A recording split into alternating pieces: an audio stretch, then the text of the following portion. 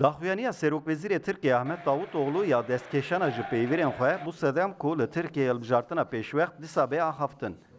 Li gorî savdêrên ku dibêjin hilbijartina pêşwext tê li dar bikeve, AK Parti bi fikra binketina ji benda sedî dehan a MHP û HDP di payîzê de biçe hilbijartinên pêşwext.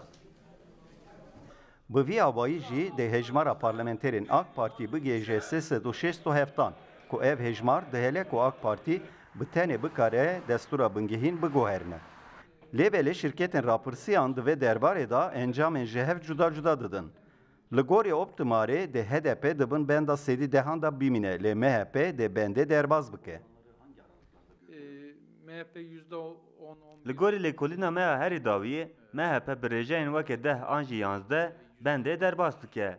Lê HDP bi rêjeyên weke ji sedî 8 an jî 9 dibin bendê de dimîne. Rêjeya dengên AK Parti'ye jî bilindî ji sedî 50 didiyan dibe. Oyu sabitlediği görülüyor. Li gorî şirketa rapirsiyan a Awrasyayê jê eger ku îro jî hilbijartin bên kirin, HDP dîsa bendê derbas dike. Israrı sürdüğü sürece Melekolîna xwe herî davî 20 rojan berê kir. Li gorî encamên me her çar partî jî benda sedî dehan derbas dikin.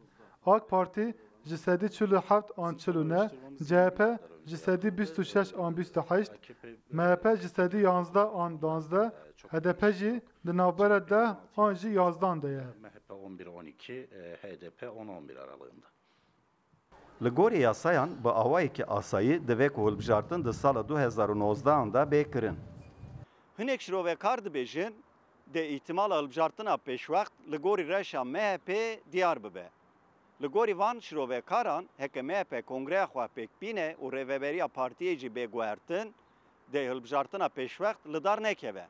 Lê eger ku MHP kongreya xwe pêk neyîne wê demê jî de îhtimala hilbijartina pêşwext zêde bibe.